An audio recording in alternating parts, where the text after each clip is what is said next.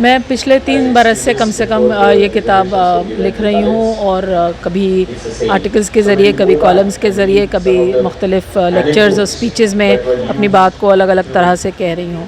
تو یہ کسی پولیٹیکل پارٹی کے سلوگن سے جڑی ہوئی بالکل نہیں ہے۔ نفرت کے بازار میں محبت کی دکان جو بات اٹھی ہے، یہ اس سے بہت پہلے سے بات ہو رہی ہے۔ میں کسی بھی پولیٹیکل پارٹی کے ساتھ کی بات نہیں کر رہی ہوں، میں صرف محبت کی بات کر رہی ہوں، اور محبت ایک رومانٹک سینس میں نہیں، بلکہ اپنے ارد گرد کی جو سماج ہے، دنیا ہے، دیش ہے، اس سے محبت کی بات کر رہی ہوں۔ اور جو آج کے پروگرام میں بار بار بات اٹھی، وہ پھر سے دہرانا چاہتی ہوں، وہ یہ کہ نفرت کا بیج ڈالنے کے لیے اور اس کا پودا اگانے کے لیے بہت محنت کرنی پڑتی ہے۔ وہ آسانی سے اگنے والی چیز نہیں ہے۔ محبت البتہ ایک ایسی چیز ہے جو بہت نیچرلی، بہت آرگینکلی انسان کے دل میں پنپتی ہے اور بڑی ہوتی ہے۔ تو محبت کے لیے آپ کو کوئی بہت زیادہ مشکل اور محنت نہیں کرنی پڑتی ہے۔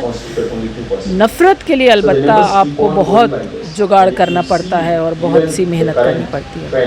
میرے خیال سے ہمیں ہندو مسلمان سے پرے ہٹ کے انسانیت کی بات کرنے کی اس وقت ضرورت ہے، اور یہ تبھی ممکن ہے جب لوگ فرقہ پرستی سے اپنا ذہن ہٹائیں۔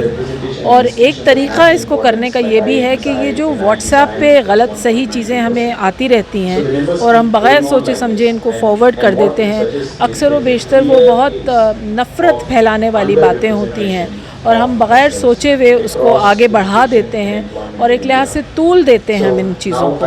تو اگر ہم پہلی بات سب سے اول طور پہ یہی کریں کہ یہ ہم بغیر سوچے سمجھے واٹس ایپ پہ جو بھی ہمیں ملا ہے اس کو آگے نہ بڑھائیں، پہلی بات۔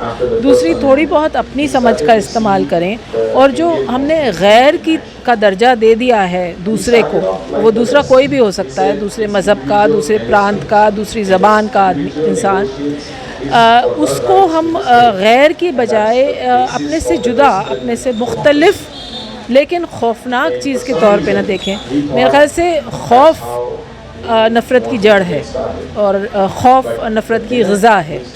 دیکھیے، یہ بالکل بے بنیاد ہے اپنے طور پہ، کیونکہ اردو اور مسلمانوں کا کوئی انٹرنسک جوڑ تو نہیں ہے۔